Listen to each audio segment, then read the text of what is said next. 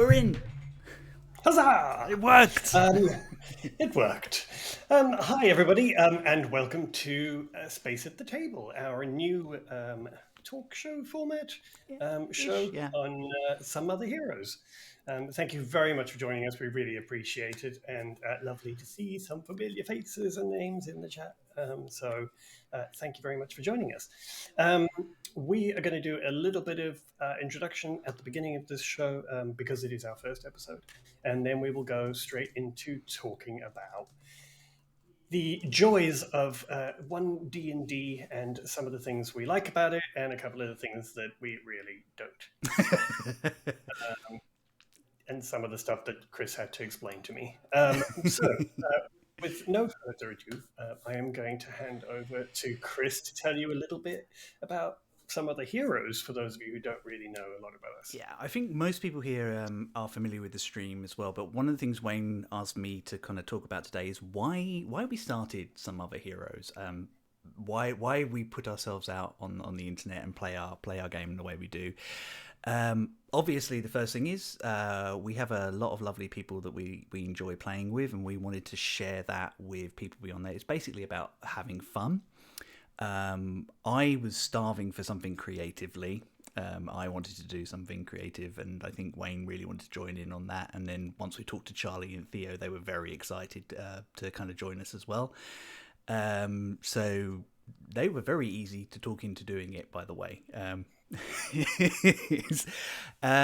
Sharing stories as well. I have too many stories in my head, and I like to get them out, and it's rather than driving poor Wayne up the wall with me going, hey, I have this idea, and I actually get to sit and write them down and then act them out with some wonderful people each week, which is great.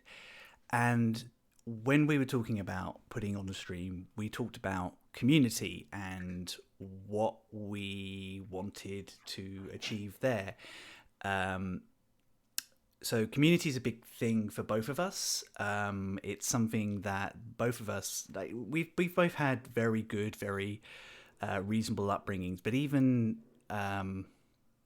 the best upbringing in the world doesn't prepare you for all the things that you face as a marginalized person. So it's no secret, both Wayne and I are queer people. Wayne, that's just gave it away. Yeah. And we wanted to create a space where not only queer people and everybody in the LGBTQIA plus community could feel safe, but we could open up discussions and make a place for every like other marginalized groups and any person to come and feel safe and welcome. And this was one of the things that we really wanted to focus on. My personal experiences, Wayne's asked me to talk about this today. I was very lucky. I had a lot of friends who really accepted who I was, including people at TTRPG tables. However, it was always really weird that I never felt I had the space or permission to play queer characters, to discuss things that were affecting me around the table. And there were a number of tables that I walked away from because just of like general sort of slurs that were part of the vernacular and things like that made me feel very uncomfortable. So coming back to TTRPGs over the last few years has been a very big thing for me because I feel that there's more spaces for people like me. There are more people like me out there. I can play with more people like me. And not exclusively. I still love playing with everybody, but at least I know that if I set a table where I say I am going to be dealing with things that kind of affect queer people, other people are not going to feel uncomfortable because they understand that is part of the general TTRPG community. Or if they don't, they stay well away, which is always the thing. Which is fine with us. Yeah. So having felt that coming back, I really wanted to, and Wayne really wanted to, start giving something back, which is what Space at the Table is going to be about. And I'm going to hand back to him,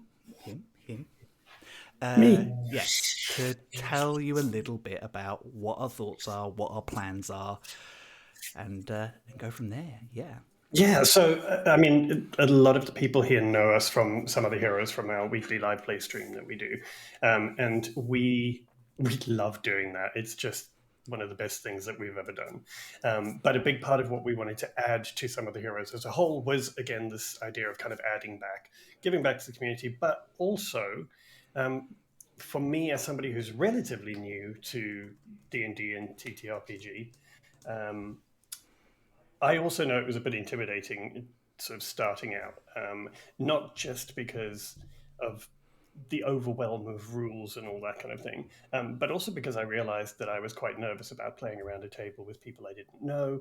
And I started out, thankfully, with people I did. So we wanted to do something that was kind of gave us a space and allowed us to give a little bit back, tell people about things that we have discovered and learned in playing with our fantastic group and the other people that we've got to know through D&D. So that was really important to us. And I think the conversations that Chris and I have regularly, it's one of those things where Chris's knowledge, he's been playing for so long and he knows so much about it. He reads so much about it. He really lives D&D and TTRPGs and loves them, that so many of the times we have discussions that I find so fascinating that we're just having over coffee. And this was one of the things we wanted to do with Space at a Table, is I wanted other people to have access to these conversations, to hear what Chris had to say and how we talked about these things, because they were really valuable to me. And I figured that if they were valuable to me, they would be for other people, because they helped me grow as a player and understand the rules. But they also gave me a great opportunity um, to basically say, what? Like, what does that even mean? Because that's how I felt a lot of the time. And I didn't really have a space to do that, or wouldn't have if I didn't have Chris to be able to bounce those ideas off. So we wanted to kind of bring that out and talk about some of the stuff within the game that we think is important, particularly focusing on how it's evolving and growing as a space for everyone, hopefully, but also to talk about how that works and how that looks. And we just thought with One D&D being announced recently that it would be a really good time for us to talk about that. But we have some plans for Space at the Table, and we're hopefully going to get some input from you guys so that we can make it valuable for you, because it is about giving back and making things valuable for you. Yeah, so what you can expect from us going forward is that there are probably going to be some regular live streams, and don't get used to seeing just Wayne and I here. We are going to really sort of like shuffle this up. We're going to try and reach out to and get on guests from every quarter we can, with approach from different sort of angles and things like that. We're going to try and rope in our fellow some other heroes, as well as anybody else in the Norfolk TTRPG space who would like to come in and do stuff as well. So this is just the beginning. We've got big plans and lots of sitting and talking with people about, hey, can you spare us an hour? Yeah, so also on top of that, we're planning on offering tools, hints, tips, try and get sort of views from other people about how to kind of approach different topics like marginalized people, representation, positivity, and the like in your games as well. So I know that there's more that I can learn, and it would be really, really lovely to be able to kind of pass that on to you lot as well at the same time, because you're amazing folks. You've made us feel very welcome, and we just want to make sure that you have all the tools at your disposal to make that feeling for other people as well. Did I get everything? Oh yeah. We're probably going to be a lot of discussions around D&D, but we are very aware that D&D is not all TTRPGs. It's just the one that we're currently playing at the moment. That said, that we are always looking at what's going on, and we will probably have conversations about others as well. Yeah. I think that's about it. Yeah. So I guess, as I said, that the key thing for us is about making this useful for you guys. So we are going to ask for your input on topics and things like that going forward. So please watch out on our socials and things. We'll give you details later for those of you that don't have them, but we are going to definitely ask for ideas on what would be good for you. Looking at it from a point of view of people who are new to the game and also people who are experienced, in the game. Because I know, as I said, when I started out, a lot of the stuff online made me feel very overwhelmed. And so particularly for getting people into this game and feeling like it is a place for them, it'll be important for us to know what would be helpful for that. So moving on from that, as I said, we thought One D&D was a good time to kind of get started and have a look at some of the ways the game is evolving. So I'll hand over to Chris. So first off, Wizard, we were on holiday. Rude. I know. So how are we supposed to keep up with this if you're releasing it whilst we're away? It's just rude of you, frankly. But we did see the announcement whilst we were away, and it was one of the things when we were talking about doing this. It's one of the reasons we got very excited, because it is a change. It's a big topic. It's something that a lot of people are talking about, and I'm sure all the DMs in chat have got opinions about what's going on as well, but we like to sort of share where we are as well, and the players as well. It's the internet. There is no shortage of people with opinions about it, that's for sure. So first off, for anybody who doesn't know, One D&D is Wizards of the Coast's most recent approach to D&D. It's not really a new edition so much as a continuing evolution of 5th edition. They're getting rid of the whole concept of editions entirely and focusing instead on updating and refreshing the rule set to kind of reflect what is going on in the game. So it's going to be more of a generational approach as opposed to an edition approach is kind of the way I think I've heard it described best. So things that were basic 5e may change, but you can still use the basic 5e rules. That no one's going to sort of say you can't use those anymore. Which brings me to a really good point, which I think you wanted to make, Wayne, about how we feel about all these rules and changes and everything. Yeah, I mean, one of the things that I am very good at is having no patience with some of the people on the internet who gatekeep and get very upset about things unnecessarily. And for discussions around this, like, one of the things that's important about D&D for me personally, and that I love about it, is that I find it such a fantastic creative outlet. Because the game is designed so that you can create a game that works for you and you can shape it to work for you. So, one of the things about this kind of this change and evolution in D&D is that I see a lot of people saying, oh, this is not working and that's not the same and this rule is stupid. And I think my frustration around that is also a caveat for this discussion, is that you don't have to use any of the rules you hate. You really don't have to use them. So I think it's worth bearing in mind that this actually just expands the toolkit that you have to choose from and see what works for you and your players. So for me, that's kind of a big part, is I think the creativity of the game is all about making it your own. So getting bogged down with, oh, this rule doesn't make sense to me, is, for me, really silly, because actually if it doesn't work, you can change it. And I think that's where the creativity is so important. I think there's a few people in chat agreeing. My favourite is definitely from Sweet, saying, to quote Pirates of the Caribbean, they're more guidelines anyway. It's like, I mean, a lot of the people I know who play D&D, they're more challenges than guidelines, to be honest. Exactly. Which kind of brings me back to thinking, like, this is actually a really good opportunity for anybody who plays and loves this game, is that this is a playtest period. So the actual launch of the final version of these rules will not be till 2024. But what it gives us is an opportunity to do, and Wayne, if you wouldn't mind putting that link in chat for everybody.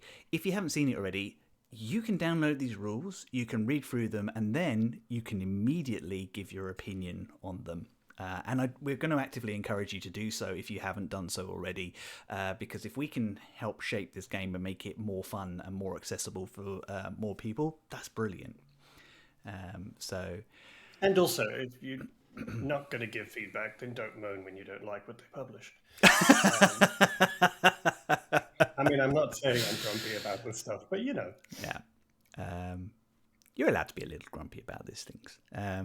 So, some of the things I did pick up on the video when they were talking about it is there are a few different things beyond that that are also kind of quite cool. One of the things I did pick up was they have renewed their commitment to inclusivity. They have said that they want to kind of reach out and make this game as accessible as possible to as many people as possible, and I like that as a concept. I think it could have been more strongly worded, but the implication is there. They don't care how you play your game as long as it is accessible to everybody. Yeah, I think one of the things in the video was, people talking about the fact that for many years they didn't see people like them as being the heroes in this game. And I think it's a little thing, but those of us that have felt kind of marginalized in any way, you really understand the value of actually just even the language they use, suddenly feeling like, wow, I can do that. I can be the hero in this story. And I think that's so important, especially for new people joining the game. I think it's actually very empowering. Yeah, absolutely. The second thing is they are very much expanding their digital offer. This is not to say that physical books are disappearing, but they are very much focused on the recent acquisition of D&D Beyond. They are very heavily leaning into making sure that tool set is very useful to their players. And the second part of that is that they have announced their own VTT, Virtual Tabletop, which presently is all kind of grabs and kind of like teaser stuff, but it looks beautiful. And if anybody's familiar with Tailspire, it very much reminds me of that sort of approach. So like 3D graphics and terrain, which you can just put your miniatures straight onto and basically have like a tabletop, which you can access remotely, which is exciting and also worrying. I mean, it looks just insane from the teasers that they've put out. And obviously with the fabulous 2 years that the world had with the pandemic, it kind of gave them a real impetus to invest more in online because so many of us were forced to play online. But it also has given us a chance to play with people all over the world that we may not have really put much effort into. However, I will say, as somebody who loves video games, I have learned the hard way that the trailer videos are very often not as good as the game. So when it comes to the VTT, I'm really excited about the concept, but there are a lot of questions I have about the practicality of how it works, of what the power your machine will need, of the bandwidth you'll need, etc., etc. And the other thing, obviously, that does raise is it's going to be interesting to see how they start pricing things, because one of the things I have found incredibly frustrating was with D&D Beyond, the fact that if you owned a physical copy of the book, you then had to essentially, most of the time, pay a similar amount to own the digital version on D&D Beyond to be able to then use those in D&D Beyond. And that really started to annoy me because I love physical books, as does Chris. But once they even owned D&D Beyond, they didn't stop doing that. And I wondered if that was going to be something that would go on for a while because it felt really greedy to me. I felt like if you bought the book, you should at least be able to get the digital version for a minimal amount because there is no production cost on that, etc. But I understand that they have to balance all these things with development costs, etc. But it has been a bugbear for me, so I'm glad that they've started talking about these sort of bundles format. Yeah. So moving on from the Dragonlance book forward, they are going to be offering digital bundles, which means that when you buy a physical copy of the book, you can get a digital copy for D&D Beyond at the same time for a nominal extra fee. I think it's like an extra $10 or something along those lines. I haven't really checked the price points yet. Only problem for us Europeans and non-Americans is that that's not a general rollout at the moment. So I've already put in a question to them about where that's going to go, how we're going to approach that. Because right at the moment, with shipping problems in Europe and the like, we're already a month behind on physical copies anyway. So by the time we get our books, everybody in America has played through half the story arc. So we're kind of a bit there at the moment. So we're wondering how they're going to take that into consideration. But we'll see. And we'll also have to look at prices as well, because as Wayne said to me earlier, there is a possibility that they may be able to, if they're talking about accessibility, like one of the things that worked about 5th edition is the lead up to 5th edition and including 5th edition, you can play for free. There's a basic version of the rules that you can download for free and play by yourself. You don't get everything that you get in the Player's Handbook or the Dungeon Master's Guide, but you get enough to get going. And we want to know if they're going to continue that approach as well, and whether that will include elements of the digital access as well. Yeah, because I think it's worth remembering that to make something accessible, you do have to consider not just whether people can get their hands on it, but whether they can afford it. And that goes for, can they afford the equipment to run it if it's a VTT? Can they afford the bandwidth to be able to play something actually in a way that's, that they can enjoy and is not frustrating, all those things. So it's an interesting one to look at. And I think juggling those prices is going to be very interesting to see what they do with that. But I think it's an important part of it, because when they bring out more and more publications, and we've seen over the last few years, even just the physical books coming out quicker and quicker, it starts to get a bit expensive. So, that could be a real problem, is that people get to a point where they just cannot afford to do that. Yeah, unfortunately, we can't give you any answers. Wizards hasn't given any sort of real information on that. The first digital physical bundle is coming with Dragonlance, as I say. So I guess from that point onwards, we'll know a little bit more, and we'll see how it develops, because obviously they'll be looking at feedback and pick up on that as well. So I think Hedgehog has just said it depends on how much D&D want to corner the market. Roll20 and several other apps have to integrate the SRD into their products. By removing the basic rules, it could force people towards D&D Beyond. And that's kind of my fear, is that I understand they will want to, kind of corner the market, but actually that could really make people feel like they are gatekeeping their own game. And I think that worries me a little bit. But yeah, and I think Dungeon Delve makes a good point about piracy as well. I think there already is a little bit of that out on the internet anyway. I don't know about anybody else, but I know that, like, at times, particularly when you haven't been able to get hold of a book, it is sometimes easier to try and find a copy and then buy it later. But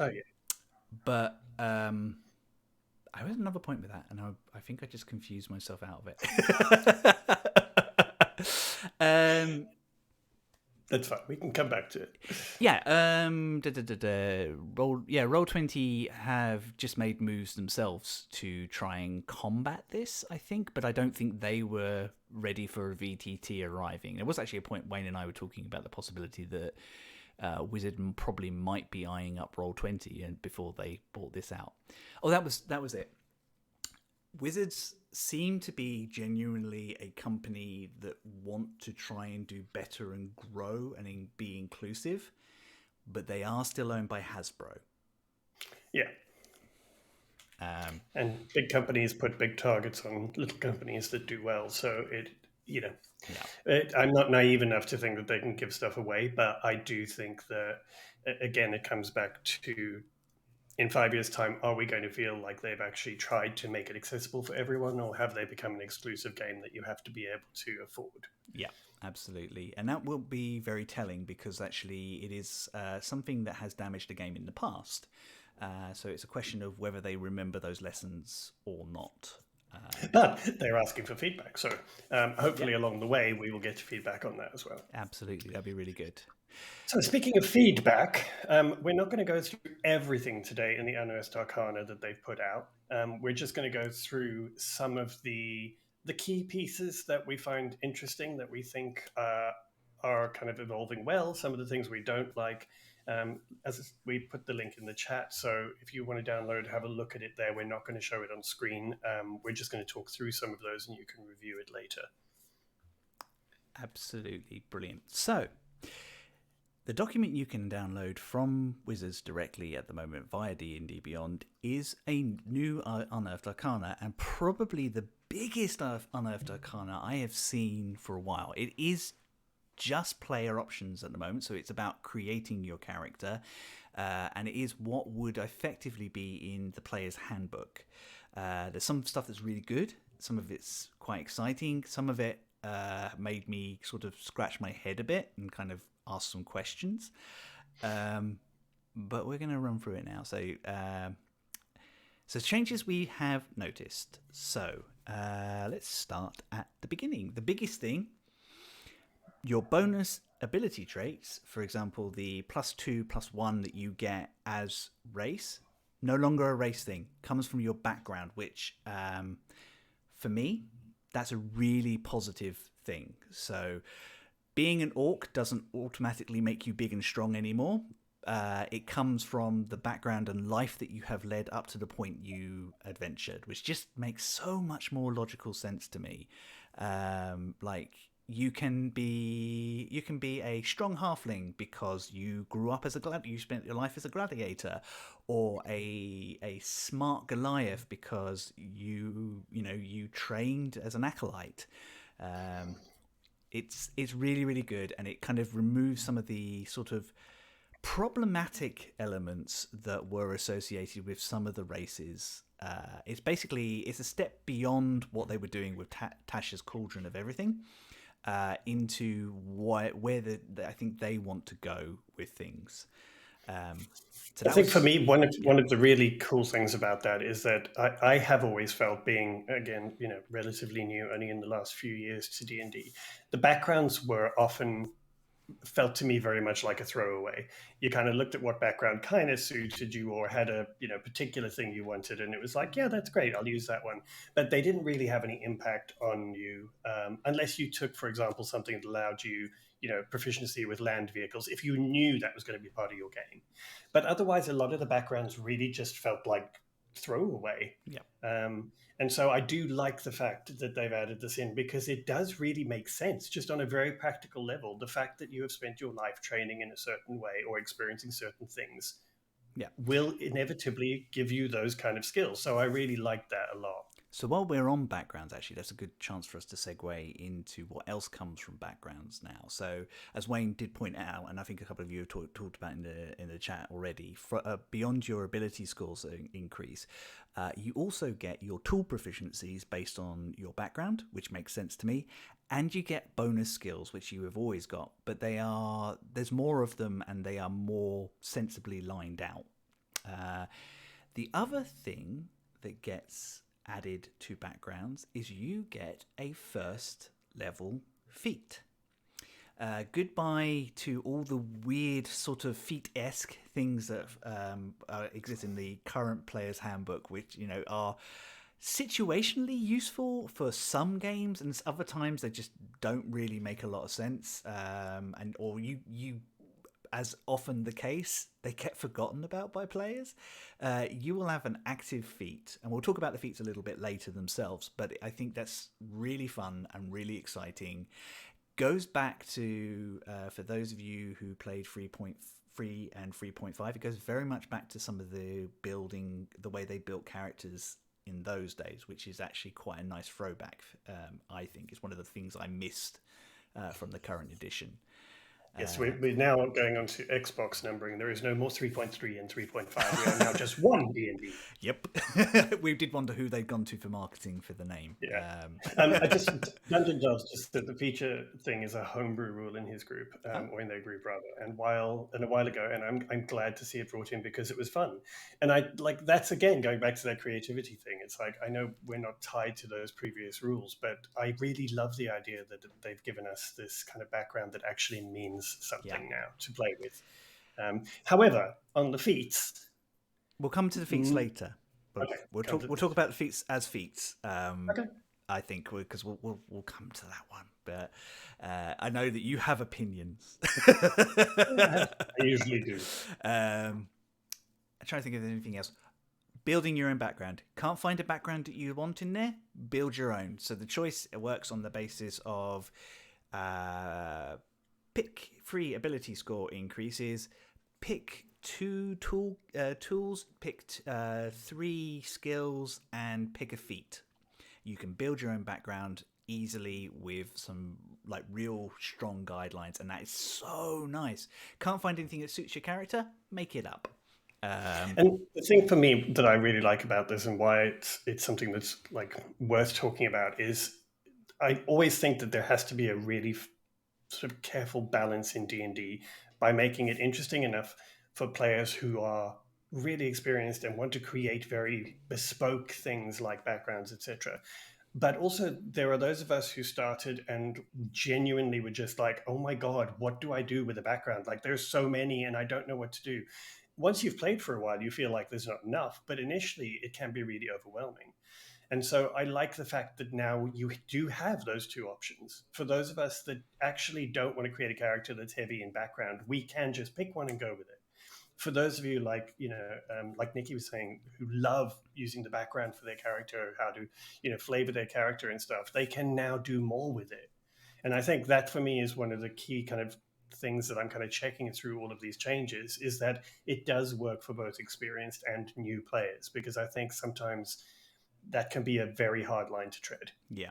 And I think this is something that I personally, I'm not going to. So anyone who's some other Heroes fan who's like, are you going to change anything? No, we're not. We're going to carry on playing as we are. However, for future campaigns, particularly like mini campaigns and that, it is something that we'll look at and consider. And I think for campaign 2, whenever that might happen, we might kind of lean into these for backgrounds and that, just because the way it creates is so much more fun. I think the players will have a lot more fun doing it that way as well, particularly once it's integrated to D&D Beyond, which I'm kind of expecting very soon. Alicia just said the amount of times I've picked a background because it has the skills I need and just tried to make it work. Oh my God, so many times. Yeah. And also discovering that, characters I have that have never been inside a library, apparently because of my background, I have access to information about librarians across the realm. And so, I mean, just didn't make sense. Is it for people like I don't think Lydia's in the chat, but Lydia, my fellow DM from Wicked Game, absolutely adores building backgrounds for characters, and it's going to make her life, doing DMs like her, their life so much easier as well. So yeah, background. You're right, Alicia. Background just eats up so much time. Cool. Scott, you are quite right. Custom backgrounds were always allowed at DM's discretion. The thing that was kind of suited around them is they were kind of designed to be melded together from 2 or 3 different backgrounds that existed in the book, which kind of made it very difficult for new players and new DMs to kind of get their head around. This approach is just a lot slicker and will be much quicker for everybody off the back, I think. Shall we talk about races and lineages? Yes. Yeah. Let's. So, having talked about bonus traits and things like that, one of the things we are going to talk about first is those characters of mixed heritage, like half-orcs and half-elves and the like. So mechanically, this has been changed quite a big way in this document, and it has raised. I raised the question of have they got rid of our traditional half orc, our traditional half elf? According to the rules in the Unearthed Arcana, now when you play a mixed parentage character, you choose which of the 2 races that you descend from you take after, and you can describe your physical traits however you want to, but in terms of mechanics, you choose one. So for example, if you're a half-elf, a human half-elf, you would choose either to be a human or an elf, but you could physically look like a half-elf. I think overall that's a really clean and simple way to do it. I am slightly sad that it means we might be saying goodbye to half-elves and half-orcs. I know we don't technically have to not play them, but yeah, from my point of view. I think it's a clever way of acknowledging that people want to make more interesting combinations of races. I mean, I know from my discussions with some of the players, like with Charlie and some of the heroes and stuff, like when I first realized that you could have a tiefling that didn't have to be like tiefling and human, that was probably one of the most exciting moments of D&D, like for me, because I was like, wait, I could have like a half tiefling, half orc, and that was just it. Like we had a long conversation about what they'd look like, and it was really exciting to think about that. So I do like that, but I think it's a nice way to allow us to do that, but it does feel a little odd. I just wanted to read from the Unearthed Arcana. It says, if you'd like to play the child of such a wondrous pairing, choose 2 race options that are humanoid to represent your parents. Then determine which of those race options provides your game traits, size, speed, and special traits. You can then mix and match visual characteristics of the 2 options.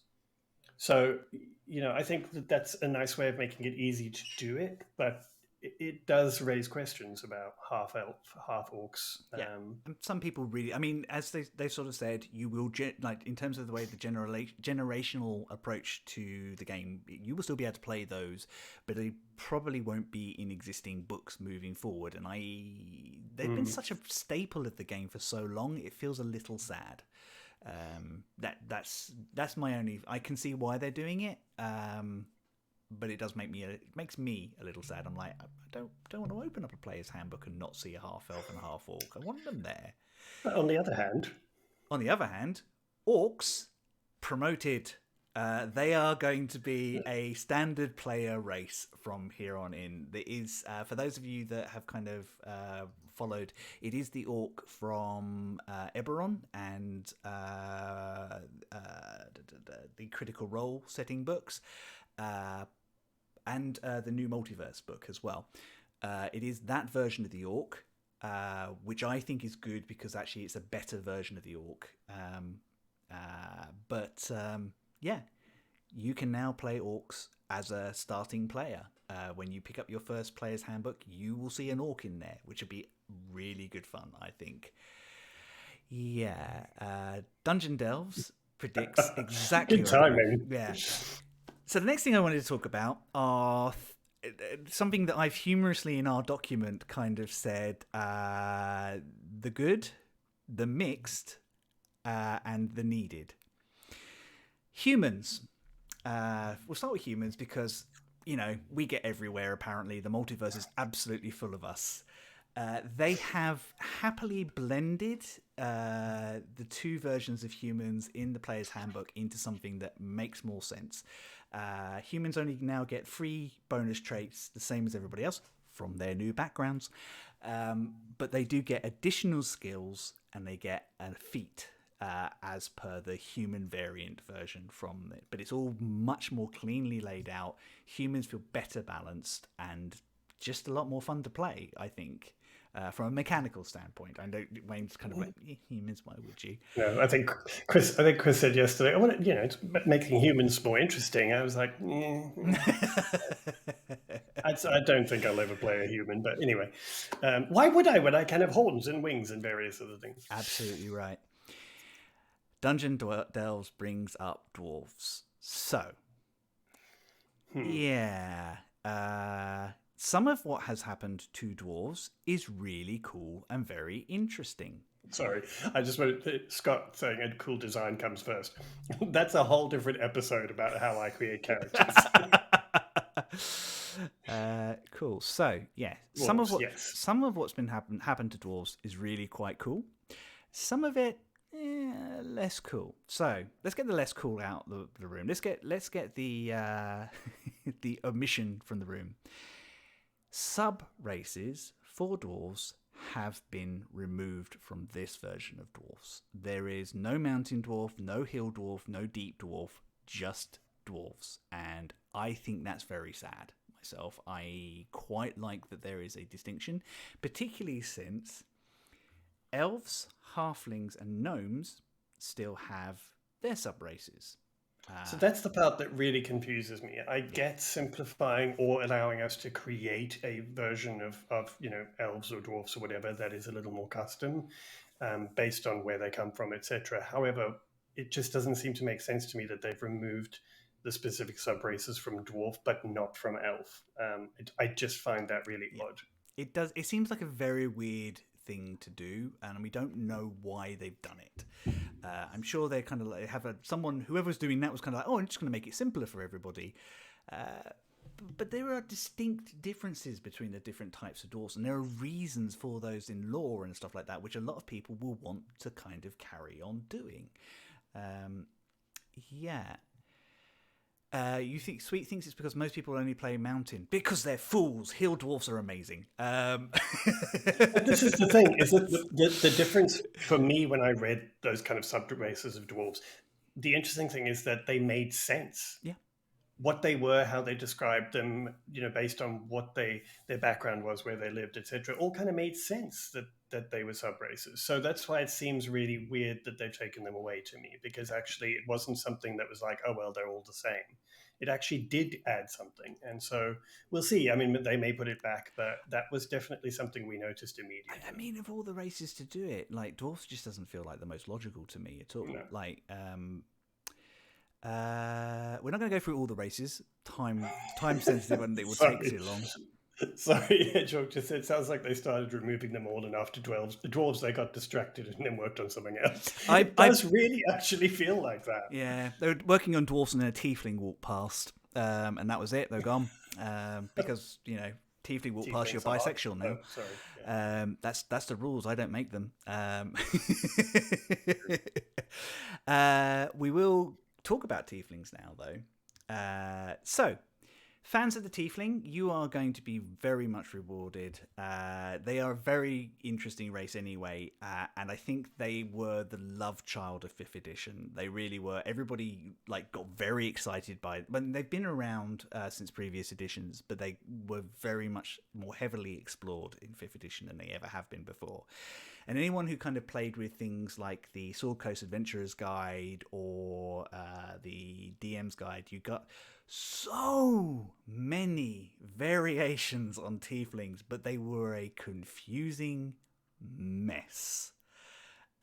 So what they have chosen to do in this instance is break their bloodlines down into 3 types of tiefling, and this is based on the type of realm that your demonic heritage comes from, and it's just much neater, much cleaner. It's still fun and exciting. It still adds characteristics to that you might want to lean into when you're making your character, or ignore entirely. But it just means that not all tieflings are going to be the same. So you can come from an abyssal line, a chthonic line, which is quite interesting because they've not really talked about the chthonic stuff for a while, or the traditional infernal line, which you've all come to love. So tiefling good changes. We like the tiefling changes. It just they get their own spells and things like that. And again, as a DM, if someone comes to me and says, I really don't think this suits my character, can I have this instead? Providing it powers out, I'm happy to swap that out for anybody, but at least it gives people a choice when they're kind of making their tiefs. What do you? I mean, no, you're a heavy tiefling player, Wayne. Oh yeah, I mean, I love the idea, and I think tieflings have a lot of flexibility already. But I do remember discovering that there were more than just the standard tiefling from the player's handbook. But when I did look, there were a lot of really confusing things about it, and also a lot of people saying that some were massively overpowered, and this didn't make sense. And so I think they, as with any game, as it evolved, they added things to be more exciting, and it got a little untidy. It's a bit like your filing system on your computer. It always starts well-intentioned, and after a while it's a mess. So, So things like wings and the like are gone now, which is fine. But they have something much simpler. And again, those things still exist. You can still go back and try and convince your DM to let you have a first level flying creature that isn't an Aarakocra. And you'll probably say no, trust me. Yes. But yeah, that's where so we are. Those are kind of the 3 main things that we wanted to focus on the races, but have a read through and see if there's anything specifically interesting that you spot on any of the others. Please let us know if we've missed anything. There is another race, however. Is there really? Yeah, well, okay, so let's be fair. So they've introduced a new race called the Ardlings. Now, effectively, from the description and the kind of leaning that they're doing, these are they're Aasimar with animal heads. Now, in terms of the lore and the background and the thing they're talking about, I think they're very interesting. And this idea that you can pretty much play any sort of animal-based creature as a celestial-blooded adventurer. So their actual description for it is that Ardlings are supernal beings who are either born on the upper planes or have one or more ancestors who originated there. My problem with them is if you look at them and then you look at Aasimar, there is too little difference. They are not distinct enough to be interesting for me. Other people may love them in terms of like lore and background and kind of doing something different, but I just don't feel that they are well thought out enough. I want to see more from them. I want to see them feel a bit more distinct, because at the moment they're just a bit samey. And the fact that they are creatures that have sort of animal heads, but then can have, spectral wings, like Aasimar and things like that. Honestly, when I read through the list of how they're associating some of these animals with the different legacies of these celestial beings, all I could think about was a flying Miss Piggy. So, that was... Look, I play MMOs. Which sounds adorable, but I mean... Yeah, I play MMOs, and I think a few people in chat do. And anyone who plays Final Fantasy, you've already seen winged, pig-headed people running around, so it's not that unusual for you. But it's new for D&D, and we're going to have to see where that goes. But have a read through. Have a read through it if you can download the PDF, and just let us know if you do find it exciting or interesting, because I like the concept, but they really do just feel very much like Aasimar with animal heads. So, Flying Miss Piggy Monk, says Hedge. Wayne, that's your new character, apparently. I know. I'm loving that idea. Okay, cool. So we're not going to go into all the races and things like that. Those are the big points that we kind of wanted to touch on. There are some little changes and kind of reshuffling and neatening on a lot of the others. Have a look. All your favourites are there, with the exception of half orcs and half elves, apparently.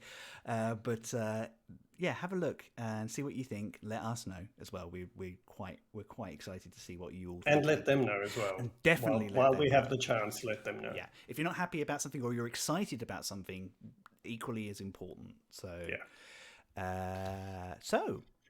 we've talked about backgrounds at the top. So feats. I know you've been waiting for feats. Yeah, I mean, I love the first level feats for backgrounds. I really think it's great, and it's when I started reading them, I have to say they have thought them through really well in general. They fit, they make sense with the background.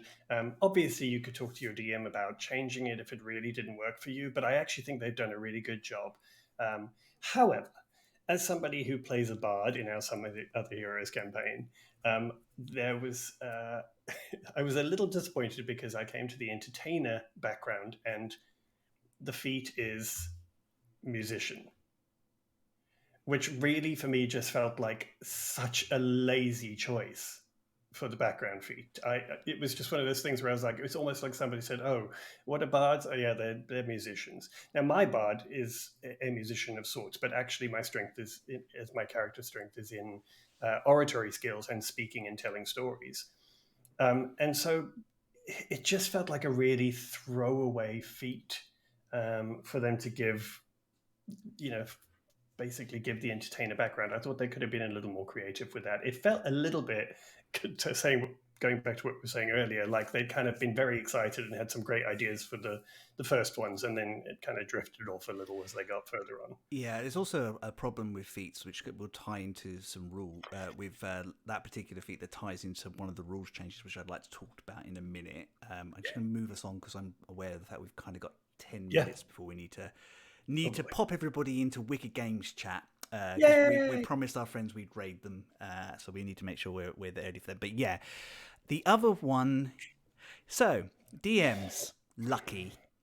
They managed to break it worse. What do you think of lucky DMs in the chat? So lucky now doesn't just affect opponents' attack rolls, it is affecting any of their rolls. If you thought it was overpowered before, it really is now. It's one of those things that I've never had to ban it, but it is one of the few things where I've kind of gone, I'm not sure I want many people having this. Well, Scott's saying it's forbidden at their table. Yeah. And even Hedgehog said they hate it, but they love how it makes their players feel. And I have to say, when Chris first told me about Lucky being broken, as a player, I was like, nah, it's fine. I'm good with it. It's okay. But they have really made it, if it was possible, they've actually made it a little more powerful. Yeah, I mean, I know some people love Lucky. I know halflings particularly love Lucky because they automatically get it practically anyway. But yeah, I just... But it does lean really neatly for me into one of the rules update that we did want to talk about, and that is the way that the inspiration and the like works in game. D20 tests work exactly the same as they've always done, with a couple of really exceptions that a lot of us are already playing already. Ones now always fail.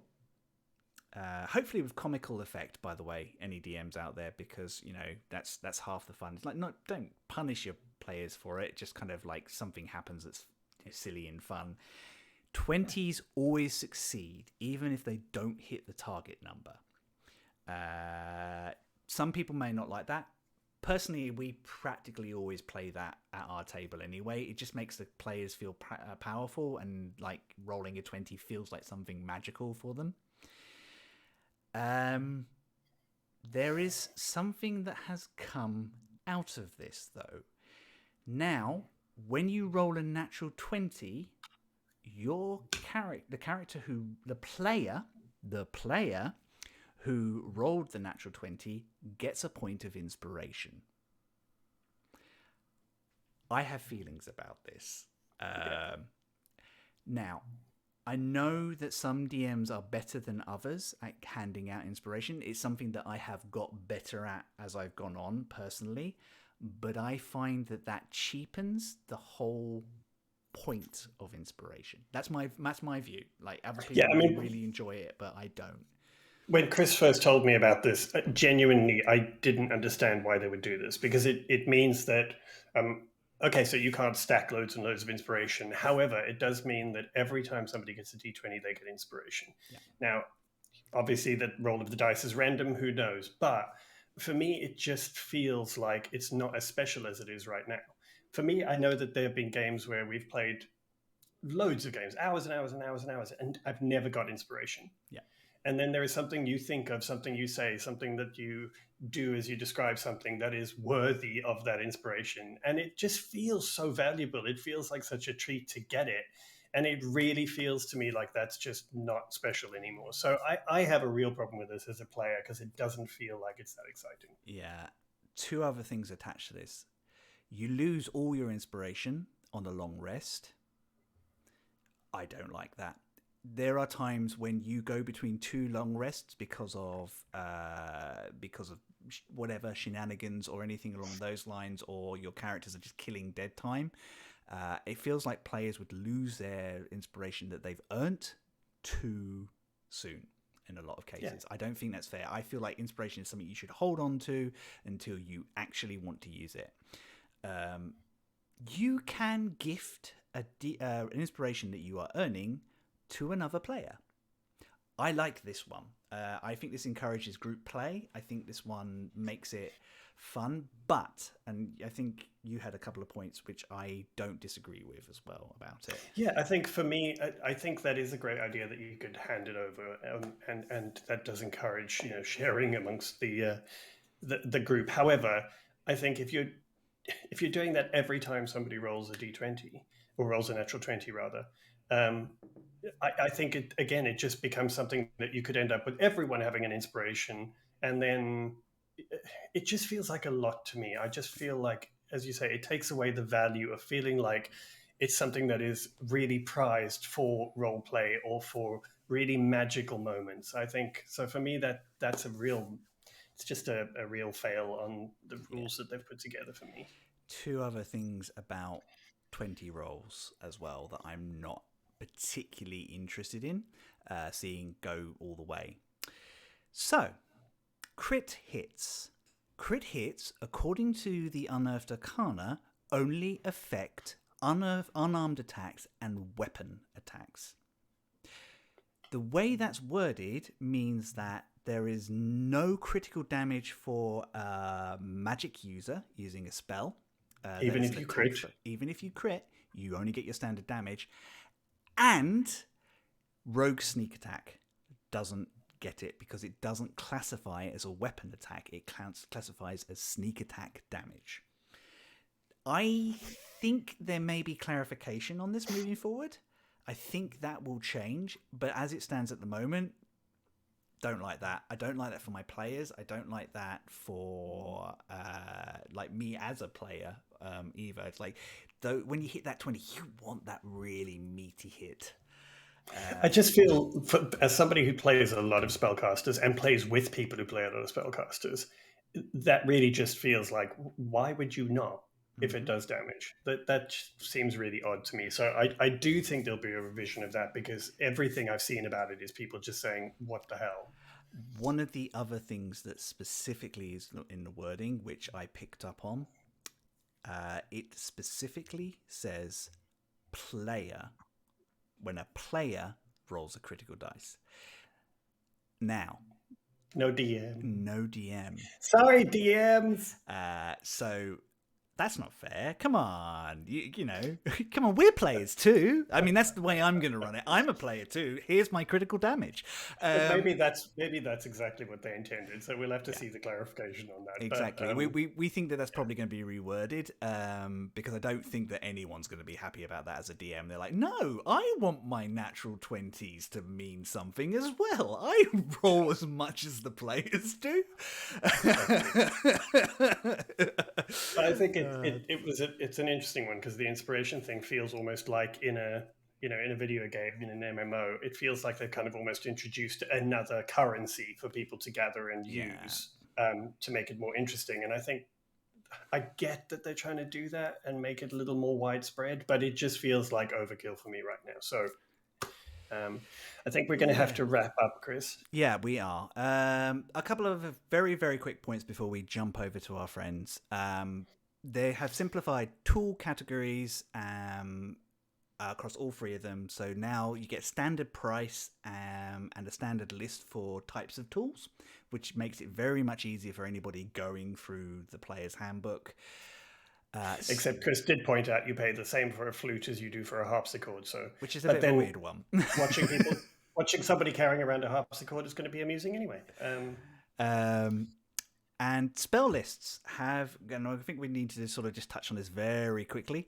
Spell lists have been broken down. No longer is a class-based spell list. They are now divided into arcane for bards, sorcerers, warlocks, and wizards, and I'm guessing artificer as well. Divine for clerics and paladin, and primal for druids and rangers. And this is really exciting for half-casters who have less access to spells.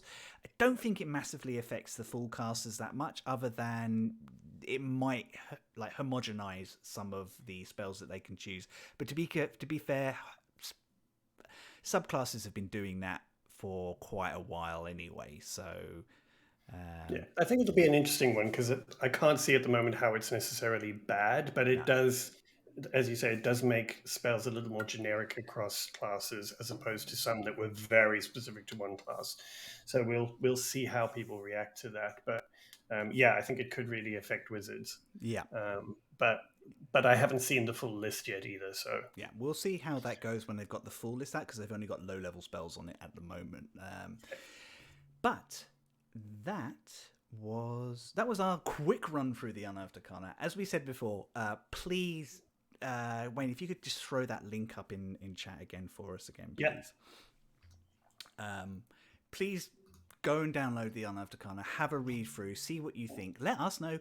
Definitely let Wizards know. if you want to, we're going to open up. Our DMs are always open, so if you've got anything that you kind of think we've missed, or you'd want us to sort of look at another chat like this at some point, drop us a DM on Twitter or on Instagram. We are always happy to kind of chat and listen to what you have to say. We're excited to engage with you like this anyway. And if you have any suggestions for topics for us to do in this kind of format where we can discuss with other DMs and other players or people, please just let us know. This will be on YouTube tomorrow. So if there are other people you think may be interested in this, we'd really appreciate it if you would share them. It's really important to us that we can kind of do this and maybe expand it and get people in to talk about some more interesting things like this. So we'd really appreciate the shares and, giving us a like and pushing all the bells and things that you're supposed to do. Right. Some Other Heroes is back on Sunday. Yay! And yeah, please come and join us then, because it's a very interesting story at the moment. But also interesting, we're going to drop you over to our friends at Wicked Game, who are in the middle of their Divisia game. So you can go from talking about Dungeons and Dragons rules to seeing Dungeons and Dragons. Thank you so much, everybody, for coming past. Thank you. This has been awesome. Thanks, guys. Have a great time and enjoy Divisia Census. Bye! I'm not sure.